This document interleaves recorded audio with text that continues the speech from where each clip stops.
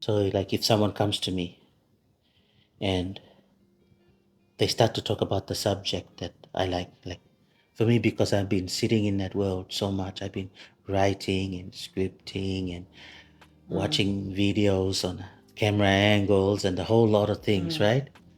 So it's become my world. But I'm so absorbed by it in a way, even the language of that world has not rubbed off on me, but yeah, you could say that. But it's like there's an investment into me, into my own self.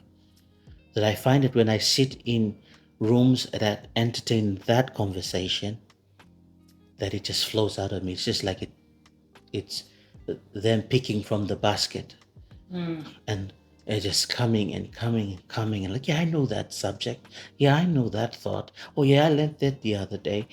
Oh yeah, I was implementing this thought and now it's working in my life. Oh, I could share that. And one thought leads to another, and I'm sharing the thing that I've been meditating on, putting my attention on, building on, becoming more and more.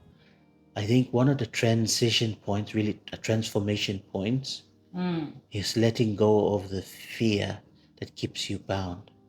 If you think of Israel crossing the Red Sea, they were letting go of the fear of bondage, coming away from bondage, and they were entering into an opportunity to be free, free for good, free and remain free, no longer as slaves, but free, serving a purpose, serving a direction, serving an outcome that they were going to go to, right?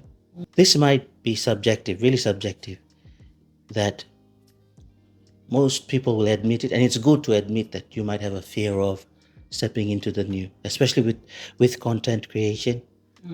The normal fear is a fear of the unknown, fear of being criticized, judged.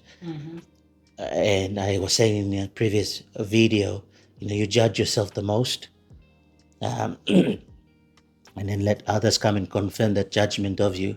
But I think the transformational point is letting go of the fear and just jumping in. Now, the jumping in part doesn't mean that you're 100% perfect, that you know how to do everything now. No, it means now you're willing to train yourself to become that version of you. You're now stepping into a space that you can now have a discussion with capacity.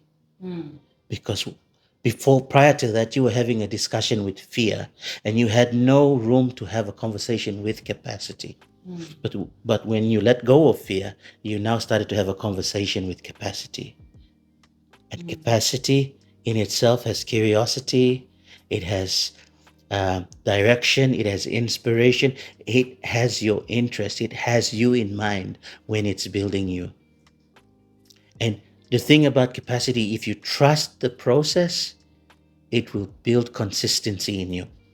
If you trust the process every day, and the statement of Psalms chapter 1, he meditates upon the word of the Lord day and night.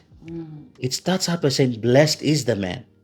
He is blessed because he does that process. But let's say he understood the principle and the power of repeating something that is powerful daily, nightly. He allowed himself to be exposed to that level of influence, that message so much that it became his world.